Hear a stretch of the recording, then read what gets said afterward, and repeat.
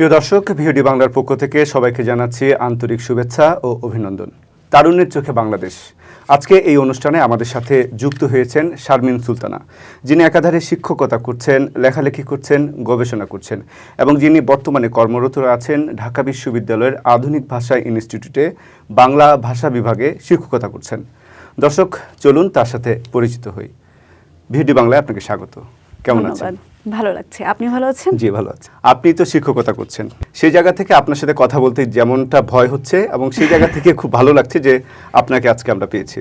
আচ্ছা, প্রথমে আমরা যাব যে আমরা জানি যে আপনার বাবা একজন শিক্ষক ছিলেন এবং তার পথ ধরেই বা যদি বলি যে তার পেশাকে অনুপ্রাণিত হয়ে আপনি এই পেশায় এসেছেন, সেই গল্পটা একটু শুনতে যাব যে শৈশবে বাবার সেই শিক্ষকতা।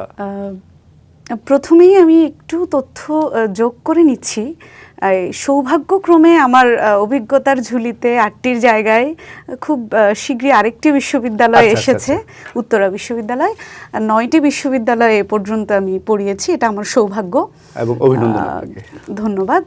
এবং খুব শীঘ্রই চীনের আরও 2টি বিশ্ববিদ্যালয়ের শিক্ষার্থী হিসাবে পাবো, আশাবাদ ব্যক্ত করছি। শিক্ষকতায় আসার যে বিষয়টি, গল্পটা খুবই মজার। সেটি হচ্ছে, আপনারা জেনে থাকবেন যারা সরকারি কর্মকর্তা তাদের একটা সিল থাকে, যারা সত্যায়িত করার কাজে এই বিষয়ে সিলটিকে ব্যবহার করেন। হ্যাঁ, অনেক চাকরির ক্ষেত্রে বা অনেক ক্ষেত্রে এটি প্রয়োজন হয়। তো আমার বাবা, আমি ছোটবেলায় দেখেছি অনেক মানুষকে সত্যায়িত করে দিতেন। তো বাবার ঘরে না থাকার সুযোগে খুবই ছোটবেলায় আমি সিলটি নিয়ে গালে মুখে সব জায়গায়, বুঝতেই পারছেন, আমার বাবা এসে অত্যন্ত বিরক্ত হলেন এবং একটা ধমক দিয়ে আমাকে বললেন যে এটা খেলার বিষয় না, এটা পরিচয়। এই যে পরিচয় কথাটি আমার মাথায় ঢুকে গেছে, তখন থেকেই আমি জানি এরকম একটা পরিচয় আমার লাগবে। আর আরেকটি বিষয় হচ্ছে, কিশোর বয়সে আমার বাবাকে দেখতাম, তিনি ক্লাস নিতেন এবং অসংখ্য চোখ মনোমুগ্ধকর দৃষ্টিতে তার দিকে তাকিয়ে থাকতো। মানুষ হিসেবে আমার মনে হলো বিষয়টা ঈর্ষণীয়। ঠিক আছে, তো তখন আমার মনে হয়েছে একদিন আমি পেরেছি সেটা। এবং আসলেই আপনি পেরেছেন, কারণ আমরা দেখেছি যে আপনি যখন কথা বলেন, ক্লাস নেন, সেই জায়গায় দেখি যে মানে যারা শিক্ষার্থীরা আছে তারা কিন্তু মানে খুব মন দিয়ে আপনার কথা শোনে। এবং আমরা দেখেছি যে আপনি নারীদের বিষয়ে যখন কথা বলেন তখন কিন্তু নারীরা প্রথমে আপনাকে একটু নেগেটিভ সেন্সে নেয়, তারপরে কিন্তু গিয়ে বুঝে যে আপনি আসলে কী বোঝাতে যাচ্ছেন। আমি একটু এই বিষয়টাতে আসবো। আচ্ছা, জানি না আমার কোনো নারী শিক্ষার্থী এই অনুষ্ঠানটি দেখবেন কি না, তবে আমার জীবনে কেউ যদি জিজ্ঞেস করে কোনো সম্পদ আছে কি না, আমি অনেক আগ থেকেই বলি ব্যাংক ব্যালেন্স কত বেশি আছে সেটা শুধুমাত্র আমার শিক্ষার্থীদের দিকে তাকালে বোঝা যেতে পারে। অসংখ্য নারী শিক্ষার্থী আছে। কি পরিমাণ ভালোবাসা আসলে পেয়েছি, যখন কোনো বিষয় মন খারাপ হয়, নেগেটিভিটি তো থাকেই, আপনি জানেন।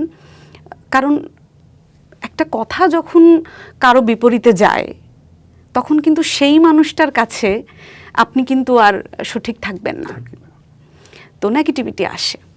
একটি কথা আমি বলতে চাইব, সেটি হচ্ছে, একদিন আমার কাছে আমার এক শিক্ষার্থী এসে বলল যে, নারী শিক্ষার্থী, তার পরিবার তাকে বেশ কিছুদিন ধরে কাউন্সিলিংয়ের সম্মুখীন করছে, আমার ক্লাসে আসার পর তার ওটা দরকার হচ্ছে না। একদিন এসে বলল যে, আরেকজন এসে বলল যে, আমি নামাজ পড়ে বলেছি পৃথিবীর সবাই মারা যেতে পারে, আপনি যেন না মারা যান। তো সেদিন মনে হয়েছে আসলে আমরা কিসের পেছনে ছুটছি। আরেকটি ঘটনা একটু ভয়াবহ, তারপরেও বলি। রাত 11টা বাজে তখন আমার কাছে আমার এক শিক্ষার্থীর অভিভাবক ফোন করেছে যে, আপনি কিছু না মনে করলে আমার মেয়েটাকে আপনার বাসায় আমি এই মুহূর্তে আনতে চাই, সে এখন হসপিটালাইজড। সে হসপিটাল থেকে বলছে সে আপনার কাছে যাবে, গত রাতে সে সুইসাইডিয়াল অ্যাটেম্প নিয়েছে। কতটা নির্ভরতার প্রতীক এটা একটা ভয়ের বিষয়, কিন্তু সুইসাইডিয়াল বিষয়, রাত তখন 11টা, অনেক ইস্যু কিন্তু জড়িয়ে যেতে পারে। আমার শুধু মনে হয়েছে যে যা খুশি হোক, তার যদি আমাকে এই মুহূর্তে প্রয়োজন হয় অবশ্যই। রাত 2টার দিকে তারা আমার বাসা থেকে গেছে, মেয়েটা এখন সুস্থ। এবার শুধু নারী শিক্ষার্থীর ব্যাপারে বললে আমার অসংখ্য ছেলে শিক্ষার্থী আছে, তারা অন্যভাবে নিবে, কারণ অভিমানের সম্পর্ক। একদিন রাত 2:30টায় আমার এক ছাত্র আমাকে ফোন করে না, একটা টেক্সট করে, যে আমার ক্লাসে চুপচাপ বসে থাকে, যার সাথে আমার সংযোগ খুব কম। মেসেজটা আমি দেখলাম, আমি তখন ইউনিভার্সিটিরই কাজ করছিলাম।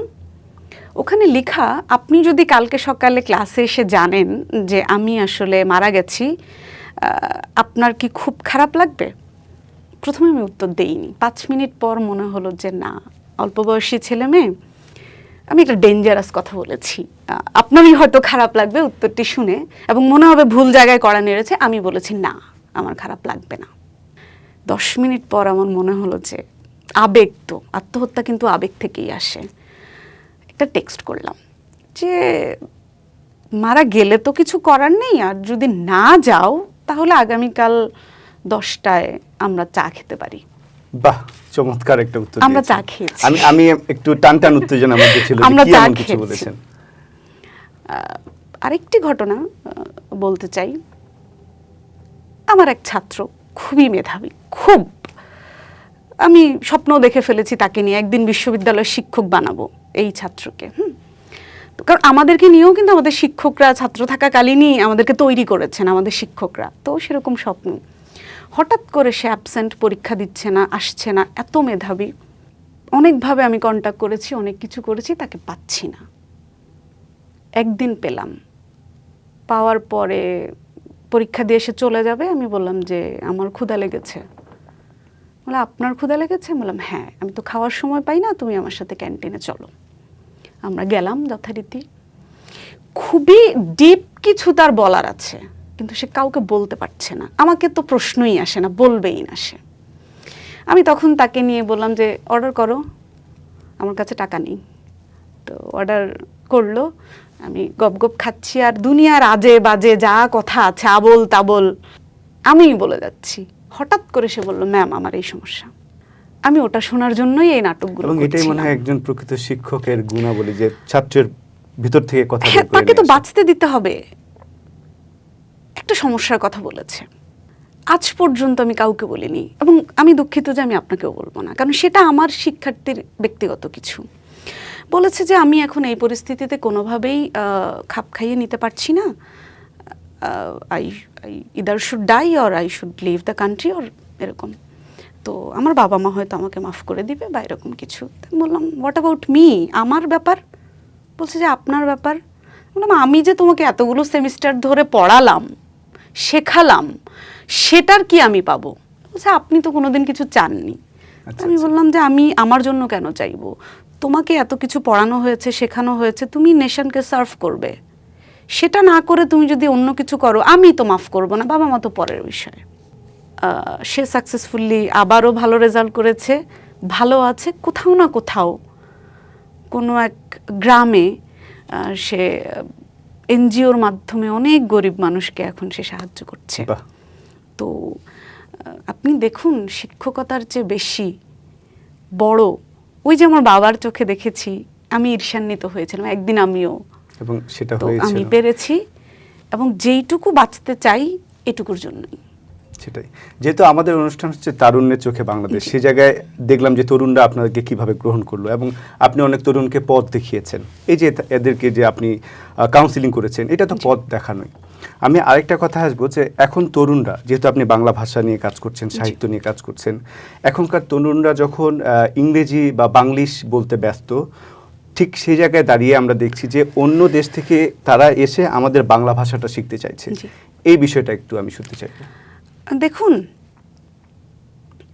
এটা অনেকে জানে, অনেকেই জানে না। হ্যাঁ, বিশেষ করে আমাদের ইয়ং জেনারেশন অনেকেই জানে না যে যেমন অস্থির হয়ে আমরা ইংরেজি ভাষা শিখতে চাই, ইংরেজি শুনলে ভয় পাই, এবং মনে করি আমি ইংরেজি যেহেতু পারি না, আমার উচ্চারণ যেহেতু হয় না, আমার বানান যেহেতু হয় না, আমার এই জীবনে কিছু করা হবে না, এরকম এরকম আমরা ভাবি। এটা আসলে সঠিক না। ভাষা একটা দক্ষতা, স্কিল। তো অবশ্যই আপনার কথাই যদি আমি ধরি, আপনি আমাকে পরিচিত করে দিলেন, পরিচয় করিয়ে দিলেন, কথা বলছেন, অবশ্যই এর ভেতরে আপনার ভেতরে সবার আগে ভাষাগত দক্ষতা দেখা হয়েছে। আপনার সেটা আছে বলেই আপনি এখানে বসে আছেন, আমিও চেষ্টা করি বলে আমি এখানে বসে আছি। তো এটা ভাষাগত দক্ষতা সবার প্রয়োজন। কিন্তু ইংরেজি ভাষার দিকে আমরা এমনভাবে ভুলভাবে ঝুঁকে যাচ্ছি যে ইংরেজিটাকে আন্তর্জাতিক ভাষা হিসেবে একজন গ্র্যাজুয়েটের শিখতে হবে, এইটাকে নর্মালাইজ না করে আমরা একটা ভয় ঢুকিয়ে দিচ্ছি। ঠিক আছে, কিন্তু বিষয়টা এত ভয়ঙ্কর কিছুই না। প্রথম কথা হচ্ছে, আমার দেশের ভাষাটা, আমি যেহেতু ঢাকা বিশ্ববিদ্যালয় আধুনিক ভাষা ইনস্টিটিউটে শিক্ষক হিসাবে কাজ করছি, প্রতিনিয়ত অবাক হচ্ছি যে পৃথিবীর বিভিন্ন দেশ থেকে আমাদের ভাষাটা শেখার জন্য মানুষ আসে। শুনতে খুব ভালো লাগে। এবং আপনি জানলে অবাক হবেন যে বিভিন্ন দেশের গভর্নমেন্ট কিন্তু স্কলারশিপ দিয়ে তাদের দেশের বিশ্ববিদ্যালয়ের শিক্ষার্থীদেরকে বাংলাদেশে পাঠায় বাংলা ভাষা শেখার জন্য। তারা কেউ 6 মাসের সেমিস্টার করে যায়, কেউ 1 বছরের 2 সেমিস্টার করে তাদের দেশে গিয়ে পুনরায় কাজ করে। এবং আধুনিক ভাষা ইনস্টিটিউট থেকে বাংলা ভাষা শিখে বিভিন্ন দেশে কিন্তু ওই দেশের শিক্ষা প্রতিষ্ঠানে শিক্ষক হচ্ছে। এবং চীন এবং জাপানে অনেকগুলো বিশ্ববিদ্যালয়ে বাংলা বিভাগ রয়েছে যেখানে অনার্স মাস্টার্স করা হয়। আমাদের যে ভুল মেসেজটি যে আমার ভাষা এবং সাহিত্য শিখে কি হবে বা কিছু এরকম একটা কথা বললে, আপনি যদি অভয় দেন তাহলে বলি। জি অবশ্যই, আজকে আপনার জন্যই আমাদের অনুষ্ঠান এবং তরুণরা আপনার কথাই শুনবে। একটা বিষয় আমরা যারা বাংলা সাহিত্যে পড়েছি এবং যারা পড়াই, তারা একটা বিষয় খুব দেখি, আপনার সামনে যদি 2জন শিক্ষার্থী আসে যার মধ্যে একজন ইংরেজি ভাষাও সাহিত্য পড়ছে এবং একজন বাংলা ভাষাও সাহিত্য পড়ছে, আমাদের অবচেতন মনেই আমরা কেন জানি মনে করে নেই যিনি বাংলা ভাষাও সাহিত্য পড়ছেন ইনি মনে হয় কম জানেন, কিংবা অন্য কোনো ভাষা অন্য কোনো বিষয় সম্পর্কে তার দক্ষতা কম, আর যিনি ইংরেজি ভাষা এবং ইংরেজি সাহিত্য পড়ছেন সে মনে হয় তুলনামূলকভাবে মেধাবী। এটা মানতে আমাদের কষ্ট হয়। আমরা ভদ্র সমাজ হিসেবে যারা নিজেদেরকে দাবি করি তারা এটা অস্বীকার করব, কিন্তু নগ্ন বাস্তবতা এটাই। ঠিক আছে, কিন্তু সবচেয়ে দৈন্যতার বিষয় হচ্ছে এটি যে যেই বাবা মারা তাদের সন্তানকে ইংরেজি ভাষা ও সাহিত্য শেখাতে বিশ্ববিদ্যালয়ে পাঠায়, প্রাইভেট বিশ্ববিদ্যালয় বলুন, পাবলিক বিশ্ববিদ্যালয় বলুন, তাদের মধ্যে অনেকে জানেই না যে বাংলা ভাষা ও সাহিত্য এবং ইংরেজি ভাষা ও সাহিত্যের ছাত্রছাত্রীদের ভেতরে সিলেবাসের কোনো পার্থক্যই নেই।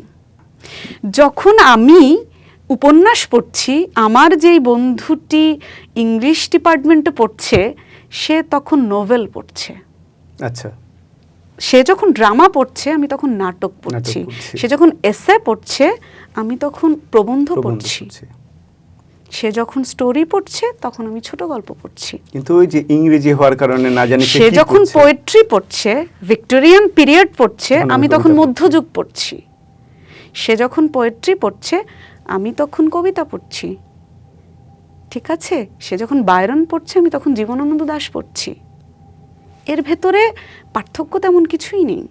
আরও খারাপ লাগার বিষয় হচ্ছে এটি যে আমাদের বাবা মারা যখন, আমরা নিজেরাও ইংরেজি শেখাতে যখন যাই, আমরা জানিই না যে ঠিক ইংরেজিতে কি পড়ানো হচ্ছে। আমাদের ডিমান্ড লিস্টে শুধু এইটুকু থাকে যে আমার ছেলেটি, আমার মেয়েটি ইংরেজিতে কথা বলতে পারবে। কি শিখছে সেটা বড় কথা না, কিন্তু ইংরেজিতে কথা বলার জন্য কি আসলে এত বছর পড়াশোনা করা দরকার হয়? একদমই না। এটা তো নিয়মিত যদি একটু সিনেমা দেখা যায় বা আপনার যে কোনো ভাষার প্রতি যদি আপনার আন্তরিকতা থাকে, শেখার ইচ্ছে থাকে, অনুশীলন থাকে, আপনি যে কোনো ভাষাটাই খুব ভালো মতো পারবেন। সেটার জন্য আপনাকে 6 বছর পড়তে হবে না। এখন তার মানে কি এই যে আমি একজন শিক্ষক হয়ে ইংরেজি বিভাগের বিপক্ষে কথা বলছি? প্রশ্নই ওঠে না। এটা ইন্টারন্যাশনাল ল্যাঙ্গুয়েজ। আমি যখন একজন গ্র্যাজুয়েট তখন অবশ্যই আমাকে ইংরেজি ভাষা জানতে হবে। এবং বিশ্বর সাথে আমাকে connectivity- যোগাযোগ স্থাপন করতে হবে। জি। এবং শুধু যারা ভালো তারা না, যেই মানুষটি বলছে যে আমি স্নাতক করছি, স্নাতকোত্তর করছি, বিএসসি করছি, এমএসসি করছি, ডক্টর হচ্ছি, ইঞ্জিনিয়ার হচ্ছি, মানে যা যা আছে, তাকে অবশ্যই আন্তর্জাতিক ভাষায় পারদর্শী হতে হবে, কারণ তাকে যে কোনো সময় বহির্বিশ্বের সাথে কথা বলতে হবে, যোগাযোগ করতে হবে। সেটাই, এটা গ্র্যাজুয়েশনেরই পূর্ব শর্ত। এবার আরেকটি বিষয় পরিষ্কার করা দরকার, অনেকেরই ধারণা আমি এই বিষয়গুলো নিয়ে কথা বলি বলে আমি হয়তো ইংরেজি পারি না, সেটা তো নিঃসন্দেহে। আমরা কে আসলে কি কিন্তু আপনি তো পারি? শেখরের কথা বলতে চান। আমি বলছি যে প্রয়োজন কি নেই, আছে। ইংরেজি সাহিত্যের প্রয়োজন নেই, আছে। আমি বলছি যে আমাদের দেশের ছাত্ররা এইটা বলে ইংরেজি ভাষা ও সাহিত্য শিখুক যে আমি ওয়ার্ল্ড লিটারেচার জানতে চাই। আচ্ছা আচ্ছা, আমি ওয়ার্ল্ড লিটারেচার জানতে চাই, জেনে পরে আমি আমার দেশের সংস্কৃতি, আমার দেশের সাহিত্যের সাথে একটা তুলনামূলক একটা পর্যালোচনায় আসতে চাই। আমি জানতে চাই পৃথিবীতে কি হচ্ছে, কি করছে। এই জায়গা থেকে আমি পড়ি। কিন্তু আমাদের মাথায়, শুনতে খারাপ লাগলেও এটা সত্যি, যে ইংরেজিতে পড়লে আপনি ভালো চাকরি পাবেন। ভালো চাকরি পাবো। কিন্তু ইংরেজি জানলে আপনার চাকরিতে কি এমন সুবিধা হবে যেটা আপনার বাংলা ভাষা ও সাহিত্যে পড়লে হবে না? হবে না। এই প্রশ্নটি কি আমরা একে অপরকে আসলে করি? অথবা যে কোম্পানিগুলো চাচ্ছে ইংলিশে অনার্স, তারাও কি আদতে জানে তারা কি কি চাইছে? চাইছে? আপনি এইটা চাইতে পারেন যে অবশ্যই আপনার যে এমপ্লয়ি হবে সে কমিউনিকেশন স্কিল ভালো রাখবে, ওয়ার্ল্ড ওয়াইড প্রয়োজনে সে কমিউনিকেশনে থাকবে এবং সেই দক্ষতাটা তার থাকবে। সেটার জন্য কিন্তু অনার্স মাস্টার্সের প্রয়োজন হয় না। তাহলে আপনি প্রশ্ন করতে পারেন যে কেন আমি এই কথাগুলো বলছি? আমি এই কথাগুলো বলছি এই জন্য যে আমাদের কিছু ভুল ধারণা শিক্ষার্থীদের ভেতরে প্রতিযোগিতায় নামিয়ে দেয়। আপনি দেখুন, প্রত্যেকটা বিশ্ববিদ্যালয়ে ইংরেজি ভাষা এবং বাংলা ভাষার শিক্ষার্থীদের ভেতরে সবচেয়ে শক্ত সম্পর্ক হওয়া উচিত। যে ইংরেজি ভাষা ও সাহিত্য পড়ছে সে পৃথিবীর সাহিত্য সম্পর্কে জানাবে, আর যে বাংলা ভাষা ও সাহিত্য সম্পর্কে পড়ছে সে নিজস্বতা সম্পর্কে জানাবে, নিজস্ব উপমহাদেশ সম্পর্কে জানবে। এবং এইটা জানার পর বড় বড় আয়োজন হবে, এই দুই বিভাগের ছাত্রীরা একসাথে ওয়ার্ল্ডে আসলে কি হচ্ছে আর আমাদের জীবনে কি হচ্ছে, কি হয়েছে, ইতিহাসের জায়গা থেকে, মনস্তাত্ত্বিক জায়গা থেকে, রাজনীতিক জায়গা থেকে, সাংস্কৃতিক জায়গা থেকে আমাদের পার্থক্যের জায়গাগুলো কোথায় সেটার একটা গবেষণা হবে। কিন্তু এটা কি হচ্ছে? তার উল্টোটা ঘটছে, হচ্ছে না। মিথস্ক্রিয়া তো হচ্ছেই না, বরং ইংরেজি ভাষা শিক্ষার্থীদেরকে এবং তাদেরকে এতটা প্রায়োরিটি আমরা দিতে আমরা নিজেদের শেকড়কে যে ছোট করে ফেলছি, এবং যেই শিক্ষার্থীটা বাংলা ভাষা সাহিত্য নিয়ে পড়ছে তার মানসিক বিকাশের জায়গাটাকে ছোট করতে করতে করতে করতে আমরা কোথায় নিয়ে গিয়ে কোন আত্মঘাতী কাজ আমরা করছি, আমরা এ ব্যাপারে সচেতনই না। সত্যিকার অর্থে খুব মূল্যবান কথা বলেছেন আপনি। ধন্যবাদ। যেহেতু আমাদের অনুষ্ঠানটা হচ্ছে তারুণ্যের চোখে বাংলাদেশ, সেই জায়গায় আপনি তরুণদেরকে কিভাবে দেখছেন? প্রথমত তারুণ্য বিষয়টা তো আসলে মানসিক। সেই প্রমোদ চৌধুরীও বলে আসছেন, মাঝখানে অনেকেই বলেছেন, আমরা পর্যন্ত বলছি যে তারুণ্য বিষয়টা মানসিক। এটা আপনার মনের সাহস, ইচ্ছে শক্তি এবং এটা বিশ্বাস করা যে জীবন একটাই। এই জীবনে আপনাকে এমন কিছু করতেই হবে যেন আপনার শরীরটা মাটির নিচে গেলে আপনি মিশে না যান। জীবন আপনাকে দুবার সুযোগ দেবে না। না, আপনার সাথে যখন কথা বলছি সত্যিকার অর্থে মনে হচ্ছে যেন আমি একটা ক্লাসরুমে আছি এবং আমি ঢুকে যাচ্ছি কথার মধ্যে। সেই জায়গা থেকে আমি একটা কথা বলবো, যেহেতু আপনি সাহসের কথা বললেন, তারুণ্য মানে সাহস। আমরা দেখেছি যে পৃথিবীতে যত আন্দোলন হয়েছে, যদি আমি আমার কনটেক্সটে আসি, আমার বাংলাদেশের ক্ষেত্রে আসি, ৭১-এর মুক্তিযুদ্ধ হয়েছে, সেখানে তরুণদের একটা অবদান। ২৪শে জুলাই যে হলো সেখানেও তরুণদের অবদান। কিন্তু দেখা গিয়েছে যে যখন আন্দোলন শেষ হয়ে যায় তখন তরুণদেরকে যেভাবে গ্রহণ করা হয় না, ঠিক তেমনভাবেই তরুণরাও কিন্তু আর রাজনীতিতে ইনভলভ হতে চায় না, অর্থাৎ আন্দোলন করেই তারা সরে যায়। এই যে বিষয়, এটাকে আপনি কিভাবে দেখছেন? তরুণরা আসলে অস্থির। যদি আমি কোনো ক্ষেত্রে তরুণ হয়ে থাকি, আমি এটার দায়ভারটা আমার গায়েও নিচ্ছি। অস্থির তরুণরা কোনো কিছুই না সুদূর প্রসারী চিন্তা থেকে করে না। কিন্তু এই সবাই হয়তো না, বয়সটাও তো সুদূরপ্রসারী চিন্তা করার মতো সবাই না। হয়তো না, কিন্তু অধিকাংশ তরুণ কিন্তু ওই যে হুজুগ বলে একটা কথা আছে, কিন্তু আচ্ছা, হুজুগে গা ভাসায়। অনেকে করার সময় বুঝতেই পারে না আসলে সে কি করছে। করো, বুঝে করো, এবং এর পরবর্তীতে কি কি হতে পারে সেটা মাথায় রেখে করো। আমার শিক্ষার্থীদেরকে আমি একটা কথা বলি, জীবনে কখনো, এমনকি আমার কোনো কথাও তোমার নিজের মেধাকে কাজে না লাগিয়ে মানবে না। আমি 5টা কথা বলেছি, 2টা কথা তোমার খারাপ লাগতে পারে, 3টা ভালো লাগতে পারে। ওই 3টার সাথে তোমার মেধা, তোমার চিন্তা শক্তি, তোমার বিবেচনা বোধ মেলাও। মেলানোর পর ওখান থেকে আরও 2টা যদি বাদ পড়ে যায়, কোনো সমস্যা নেই, একটা মানো, কিন্তু সেখানে তোমাকে থাকতে হবে। তুমি থাকো, তাহলে ওই জিনিসটাকে তুমি পরবর্তী প্রজন্ম থেকে প্রজন্ম নিয়ে যেতে পারবে। সেজন্য তরুণদের ব্যাপারে যে কোনো বিষয়েই আমি বলবো যে কোনো সিদ্ধান্ত বুঝে শুনে চিন্তা করে তারপর নেওয়া উচিত, এবং সেখানে অটল থাকা উচিত। আপনার কথা যতই শুনছি ততই মুগ্ধ হচ্ছি, ততই ভালো লাগছে। যেহেতু তারুণ্যের চোখে বাংলাদেশ আমাদের এই অনুষ্ঠান, আপনি টলস্টয়ের কথা বললেন। আপনি কি মনে করছেন যে এখন যে সামাজিক মাধ্যম ফেসবুক, ইনস্টাগ্রাম হওয়ার ফলে ছাত্ররা বা ছাত্রীরা, যাদের তরুণরা কি এই বই পড়া থেকে একটু দূরে সরে যাচ্ছে কিনা? দেখুন, পরিস্থিতিটা ভয়াবহ। কিরকম ভয়াবহ? সেটা হচ্ছে, এখন কিন্তু আমাদের মনস্তাত্ত্বিক অবস্থা এরকম না যে আমি একটি অপরাধ করছি, আমি সেটা স্বীকার করছি যে ঠিক আছে আমি এই অপরাধটি করেছি, আমাকে আপনি ক্ষমা করুন, অথবা আমি আপনার কাছে ক্ষমা চাই না, আমি এটি করেছি, তাহলে বিষয়টা একটা ব্যালেন্সে থাকে। কিন্তু এখন কেউ কোনো কিছু করলে সেটা সে কোনোভাবেই স্বীকার করে না যে আমি এটা করেছি, সে অন্যভাবে ম্যানিপুলেট করে। আপনার সাথে একটা অপরাধ আমি করেছি, আমার এর পরের অপরাধটা কি জানেন? আমি আপনার মস্তিষ্কে এটা ঢোকানোর চেষ্টা করব যে আমি আপনার সাথে অপরাধটি করিনি। আপনি দ্বিধান্বিত হয়ে যাবেন যে তাহলে কষ্ট পেলাম কেন আমি, সে তো কিছু করেনি, তাহলে কি আমি মানসিক বিকারগ্রস্ত? বইয়ের বিষয় যেটা, গত বই মেলায় 1 বছর 2 বছর আগে আমি দেখলাম যে আমারই শিক্ষার্থীর বয়সী কোনো এক শিক্ষার্থী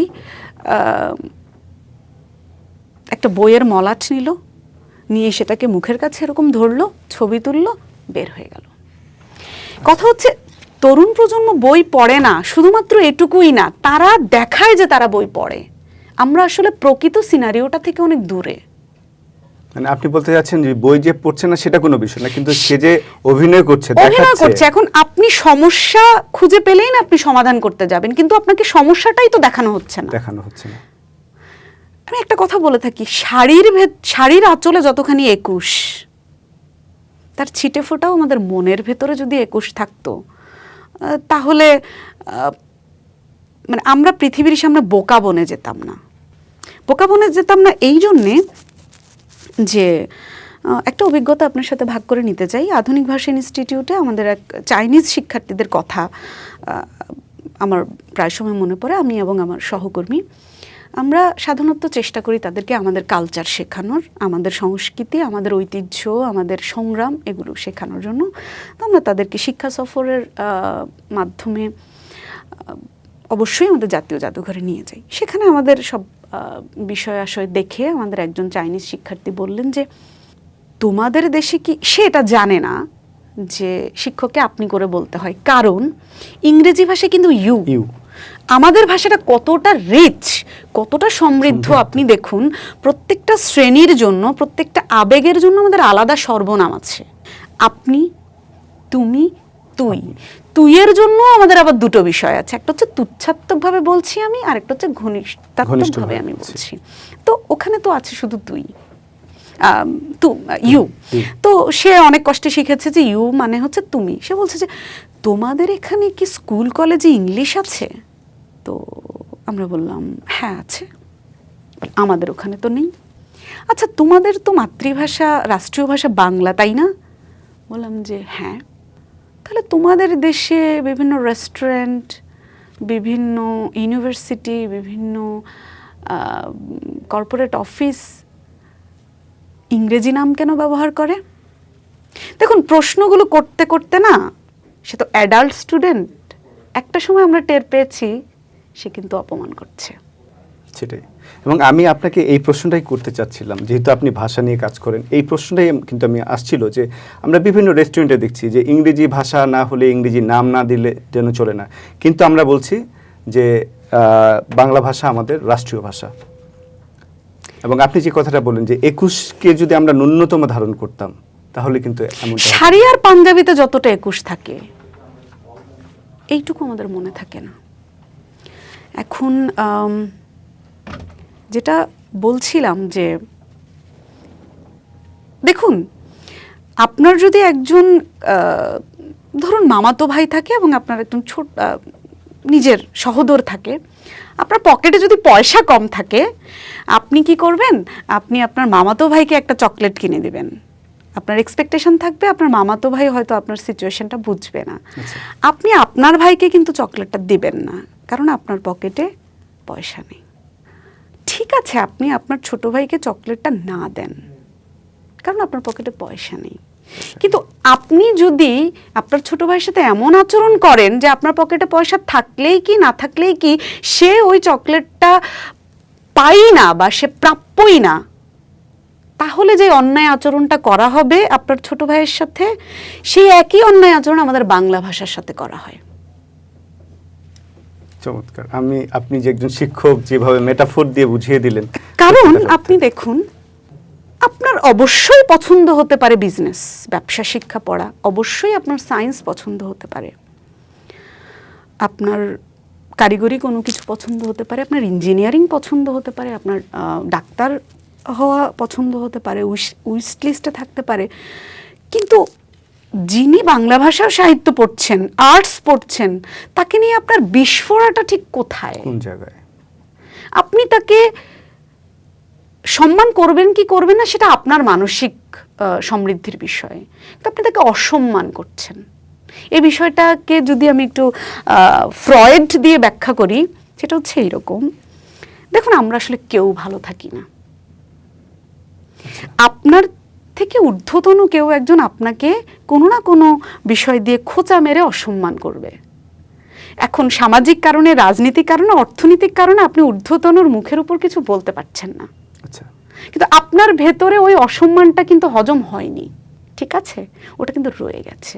ওটা ওই unconscious mind, exactly unconscious mind. ওই আপনার ভেতরে ওই যন্ত্রণাটা, ওই অপমান বোধটা তখনই নিঃশেষ হবে, ডিসপার্স হবে, যখন আপনি আপনার চেয়ে ছোট কাউকে, আপনার যে অবস্থানে কম কাউকে বা অধীনস্থ কাউকে একই অযৌক্তিক, আমি আবার বলছি, একই অযৌক্তিক অসম্মানটা না করেন।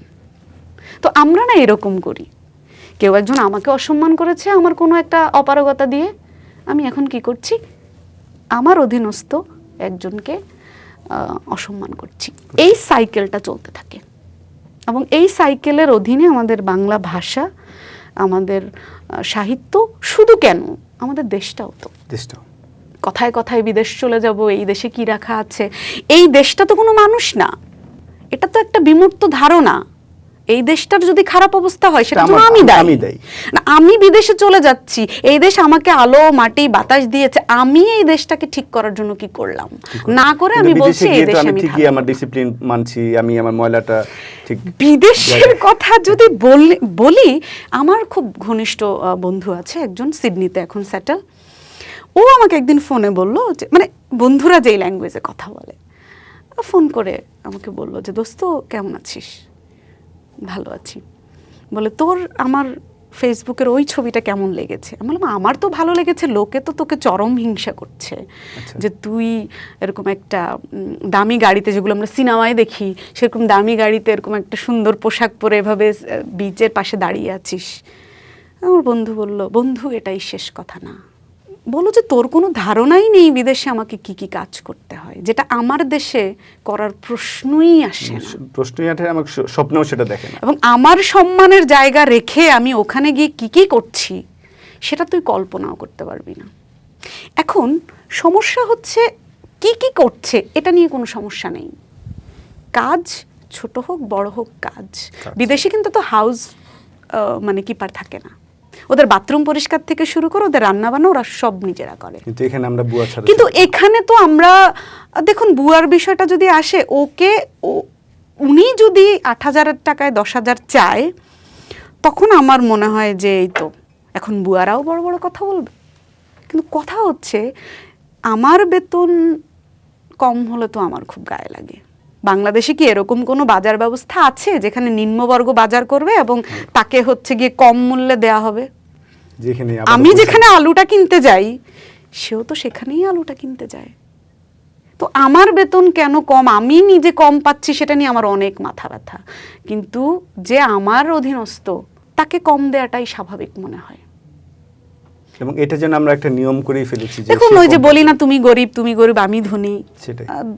গরিব বলে কিছু নেই। ধনীরা একটা শ্রেণীকে নানানভাবে গরিব করে রাখে, তার বাথরুমটা তো পরিষ্কার করতে হবে তার সুবিধার জন্য।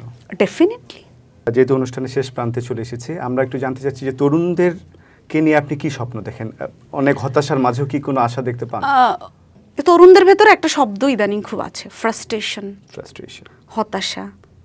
নেশা জাতীয় দ্রব্য গ্রহণ করছে, এই করছে সেই করছে, প্রেমের মতো একটা জীবনের একটা অংশকে কেন্দ্র করে জীবনটা পুরো দিয়ে দিচ্ছে, যে কোনো একটা সম্পর্ককে কেন্দ্র করে। দেখুন বিতর্কিত আপনার কাছে মনে হতে পারে, প্রেম না, আমি বলবো যে বিবাহিত জীবনও একটা সম্পর্ক মাত্র। একটা মানুষের জীবনে অসংখ্য সম্পর্ক থাকে, যে কোনো একটা। তো তরুণরা এখন ফ্রাস্ট্রেটেড হচ্ছে, আপসেট হচ্ছে, মন খারাপ করছে, এই করছে সেই করছে। কিন্তু তরুণদের সবার আগে কি করা উচিত? তাকে নিয়ে তার একটু স্টাডি করা উচিত যে আমি কোথায় খুব ভালো। যে আমরা একটা মানসিক স্বাস্থ্যের কথা বলি, মানসিক সুস্থতার কথা বলি। মানসিক সুস্থতার মানে এই না যে আমি খুব হ্যাপি থাকলাম। মানসিক সুস্থতা হচ্ছে ওই সক্ষমতা, যে সক্ষমতা থেকে আপনি নিজেকে একটু স্টাডি করে বের করতে পারেন যে আপনি কোন জিনিসটা সবচেয়ে ভালো পারেন, সেটা দিয়ে আপনি 10 জনের জীবনে কিভাবে এমন একটা কন্ট্রিবিউশনের জায়গা রাখবেন যেন ওই যে শুরুতে বলেছিলাম আপনার শরীরটা মাটিতে মিশে গেলেও যেন আপনি মিশে না যান। এবং একটা কথা আমার শিক্ষার্থীদেরকে বা আমি আমার বন্ধুদেরকে, আমার সহকর্মী বা যাদের সাথে আমি মেলামেশা করি তাদেরকে বলি যে আপনার জীবনের দায়িত্বটা না অপরিচিত মানুষের প্রতিও আছে যাদেরকে আপনি চেনেন না। আচ্ছা আচ্ছা। কারণ আপনিও এমন অনেকের অনেক ভালো কাজের ফল ভোগ করছেন যারা আপনাকে চেনে না। এবং এটা জরুরি না যে পরিচিতদের জন্যও করুন। আপনি আপনার একটা জীবন, সেই একটা জীবনে আপনি কি ভ্যালু অ্যাড করে চলে যেতে তো হবেই। এটার মানে বিকল্প কিছু নেই, যেতে হবে। কিন্তু ওই যে একটা কবির একটা কথা খুব আসে, সব যাওয়াই প্রস্থান নয়, চলে যাওয়াই মানে প্রস্থান নয়। আপনি যে প্রস্থান যে না, সেটার জন্য আপনি কি করে যাচ্ছেন? হতাশ হচ্ছি, ব্যর্থ হচ্ছি, কষ্ট পাচ্ছি, মারা যাচ্ছি। আমি পৃথিবীর সবচেয়ে স্বার্থপরদের একজন। আমাকে আমার জীবন নিয়ে ব্যস্ত থাকার জন্যই পৃথিবীতে পাঠানো হয়নি। অসংখ্য জীবন আছে যারা আমার দ্বারা কোনো না কোনোভাবে উপকৃত হতে পারে। কারণ আমিও কিন্তু অনেক জন দ্বারা উপকৃত হয়েছি, তাদের ঋণ রেখে চলে যাচ্ছি। আর যদি বলি আমার কারোর প্রতি কোনো ঋণ নেই, আমি বেহেশত পাবো, এত সহজ না।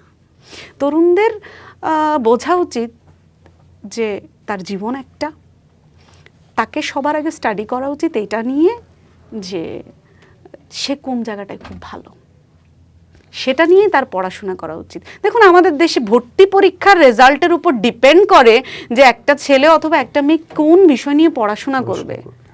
এটা কি আসলে হতে পারে? এবং আমরা সবাই কতগুলো নির্দিষ্ট সাবজেক্টকে ভালো সাবজেক্ট বলছি, খারাপ সাবজেক্ট বলছি। আসলে কি কোনোটা ভালো সাবজেক্ট এবং কোনোটা খারাপ সাবজেক্ট? সাবজেক্ট কি ভালো খারাপ হতে পারে? মানে এটা কি সম্ভব? আপনি এটা বলতে পারেন যে আজকে আমাদের দেশে এই সাবজেক্টের জব মার্কেট বেশি, এবং পাশাপাশি আপনাকে বলতে হবে কালকে কিন্তু এই সাবজেক্টের জব মার্কেট নাও থাকতে পারে। আমার এক শিক্ষার্থী আমাকে গভীর রাতে বলেছে আমি বাংলা ভাষা সাহিত্য নিয়ে পড়তে চাই, ম্যাম আমি কি কিছু করতে পারবো? আমি বলেছি আমি আমার জীবনে একদিনও বেকার থাকিনি। মেয়েদের ক্ষেত্রে এটা বলার আছে, যদিও এখনকার সব মেয়েরা যে পশ্চাৎপদ তা না, তরুণ মেয়েদের কাছে একটা জিনিস বলার আছে যে আমি জানি আপনি স্মার্ট, আপনি কেপেবল, কিন্তু আপনি এটা জানেন না যে আপনি মানুষ হিসাবে 3 গুণ পারেন। আপনি চালটা কেনার জন্য সৎপথে অর্থ উপার্জন করতে পারেন, চালটা ধুয়ে আপনি রান্না করতে পারেন। আবার যে ভাত খেতে পারে না, এতটাই ছোট কিংবা এতটাই বড়, তাকে স্নেহ করে বা শ্রদ্ধা করে মুখে ভাতটা তুলেও দিতে পারেন। অসাধারণ। আপনি বিশ্ববিদ্যালয়ে যাচ্ছেন খুব ভালো ড্রেস আপ করে, লিপস্টিকটা দেওয়ার আগে আপনাকে এটা চিন্তা করতে হবে, বাসায় যেই মানুষটা দরজাটা বন্ধ করছে আপনি যাওয়ার পরে, আপনার বাবা বা মা, তাদের কিন্তু ক্ষুধা লাগে। তাদের জন্য কোনো না কোনো দিন ফেরার সময় চালটা আপনাকে কিনে নিয়ে আসতে হবে। এটা শুধুমাত্র পুরুষের কাজ না। একজন পুরুষের সব দায়িত্ব, স্ত্রীর দায়িত্ব পুরুষের, কিন্তু আপনাকে তো ওই দিনের জন্য প্রস্তুত নিতে হবে। যদি আপনার যার সাথে বিয়ে হলো সেই পুরুষটা কোনোভাবে অ্যাক্সিডেন্ট করে পঙ্গু হয়ে যায়, আপনি কি তাকে ফেলে চলে যাবেন? আপনার সন্তানের কি হবে? আপনার সেই ভালোবাসার বা শ্রদ্ধার মানুষটার কি হবে? হোয়াট অ্যাবাউট যদি আপনার বাবা মার কোনো পুরুষ ছেলে মেয়েই থাকলো না, তাদের কি হবে? তারা কি রাস্তায় রাস্তায় যে ভিক্ষা করবে নাকি অন্যের গলগ্রহ হয়ে থাকবে? আপনার তো তার প্রতি দায়িত্বটা আছে। আর আমার পুরুষ মানে পুরুষ তো ওদেরকে বলি না, ছেলে বলি, ওদেরকে একটা কথা আমি খুব বলি যে তোমার পুরুষ জন্ম নিয়ে তুমি এত খুশি হয়েও না। তোমাকে এই সমাজটা তোমার ঘর থেকে প্রতিষ্ঠার জন্য এবং উপার্জনের জন্যই এতটা প্রাধান্য দেয়। তোমার জন্মের পর থেকেই তোমাকে ঘিরে কল্পনা করা হয়, একদিন তুমি এই হবে, এই হবে, এই হবে, এই এই এই এই তুমি করবে। তুমি যদি হঠাৎ করে বলে বসো আমি শিল্পী হতে চাই, উপার্জনের দিকে আমি না হয় না যাই, কোনো ভালোবাসার মানুষও থাকবে না, কোনো বাবা মার আশীর্বাদও তোমার পক্ষে থাকবে না, বরং বলবে যে একটা অকর্মা জন্ম দিয়েছি। তো তুমি এত আসলে খুশি হও না। এটা স্বীকার করো আর না করো, এটা তোমার দুর্ভাগ্য। মেয়েদেরকে তো তাও ঝাঁটাপিটা করে হলেও মেনে নেয়, তোমাকে তো মানবে না বাবা। এবং আমার ছাত্রদের প্রতি আমার আরেকটা বিষয় থাকে যে তুমি অন্য মানুষের জন্য নিরাপদ হও। তুমি অন্য মানুষের জন্য নিরাপদ নও, বাহ। তুমি নিরাপত্তা দাও, এবং আরো বেশি তোমার যে আত্মসম্মান আছে, এমনকি তোমার শরীরটারও আত্মসম্মান আছে। তোমার শরীরকেও যে কেউ অযাচিতভাবে স্পর্শ করতে পারে না, তোমাকে সেটা বুঝতে হবে। আমরা যখন ফিমেল সেক্সুয়াল অ্যাবিলিটি মানে মিসবিহেভিয়ার কথা বলি, তখন সবাই খুব সাপোর্ট করে, তাই না? মিসইউজের কথা বলি, অ্যাবিউজের কথা বলে, মেয়েদেরকে সাপোর্ট করা হয়। কিন্তু হোয়াট অ্যাবাউট দ্য মেল? ছেলেদের ব্যাপারে কি? ছেলেটা তো তার বন্ধুকে বলতেও পারে না যে আমাকে খারাপভাবে স্পর্শ করেছে। যদি এটা বলে, আমাদের সমাজটা এমন একটা নিম্নগামিতায় পৌঁছে গেছে, সে হেসে মজা নিবে। এইটা যে একটা মানে ভুল জিনিস, বা এটা যে একটা টর্চার, বা এটা যে হতে পারে না, এটা তো কেউ মানে মানেই না, বরং হাসবে, তাচ্ছিল্য করবে। তোকে কি এটা মানে এগুলো তো আসলে অন স্ক্রিনে বলার কিছু নাই। কিন্তু আসলে তাহলে বিষয়টা কি দাঁড়াচ্ছে? তোমাকে তোমার আত্মসম্মান নিয়ে সচেতন হতে হবে, ইভেন তোমার শরীরটা নিয়েও, যে কেউ না, তোমার শরীরটা তুমি যে কেউ না, নারীর জন্য যেমন যে কেউ না, এত সাহস কারো হওয়া উচিত না, তেমন তোমার জন্য, এটা তোমাকে বুঝতে হবে। তাহলে কিন্তু ওই কাউকে বোরকা পরে থাকতে হবে না। খুব চমৎকার আড্ডা হলো, কথা হলো। আমার মনেই হলো না যে আমরা একটা টপিকস নিয়ে এসেছিলাম, মনে হচ্ছে ক্লাসের মধ্যে আপনার সাথে কথা বলছি। এবং সত্যিকার অর্থে আমরা আপনার কথাবার্তায় অনেক উপকৃত হয়েছে, এবং আমি আশা করছি আমাদের দর্শকরাও অনেক উপকৃত হয়েছে। ভিওডি বাংলায় একেবারে আমরা শেষ প্রান্তে চলে এসেছি। এখানে এসেছেন, অসংখ্য ধন্যবাদ। পরবর্তীতে আরও কথা হবে আপনার সাথে। আপনাদেরকেও ধন্যবাদ কথা বলার সুযোগ দেওয়ার জন্যে। আর এই কথাগুলো থেকে যদি কারো 100টা কথা থেকে যদি কারো 10টা ভালো লাগে, 10টা থেকে একটা যদি কারো কাজে আসে, তাহলে আপনি আমি আমরা সবাই মিলে আসলে ওই যে মাটির সাথে মিশে যাওয়ার আগে আমাদের জায়গা তৈরি করে গেলাম। ধন্যবাদ। দর্শক, কথা বলছিলাম শারমিন সুলতানার সাথে, যার সাথে কথা বলে মনে হলো যে এটা একটা সাহিত্যর আড্ডা হচ্ছে, তরুণদের বার্তা পৌঁছে যাচ্ছে। এবং আমাদের অনুষ্ঠানের মূল মানে যদি আমি বলি টপিকস ছিল তরুণদেরকে বার্তা দেওয়া। আমি আশা করছি আপনারা সেই বার্তাটা পেয়েছেন। এবং যিনি সবসময় বলেছেন যে নারীদের সম্মানের ব্যাপারে সচেতন হতে হবে, এবং নারীদের নিজের শরীরটাকে সম্মান দিতে হবে। সব কিছু মিলিয়ে উনি কিন্তু বারবার ভাষার কথা যখন বলতে গিয়েছেন, তিনি 21কে শ্রদ্ধা করেছেন, একুশের ন্যূনতম চেতনা যদি আমাদের মাঝে থেকে থাকে, তাহলে কিন্তু বাংলা ভাষার যে আজকে দৈন্যতা, যে দুর্দশা, সেটা কিন্তু থাকবে না। আমরা আশা করছি বাংলা ভাষার চর্চা বেশি করে হবে। দর্শক, এতক্ষণ যারা আমাদের সাথে ছিলেন তাদের সকলকে শুভেচ্ছা জানিয়ে, ধন্যবাদ জানিয়ে আজকের মতো অনুষ্ঠান এখানেই শেষ করছি। সবাই ভালো থাকবেন।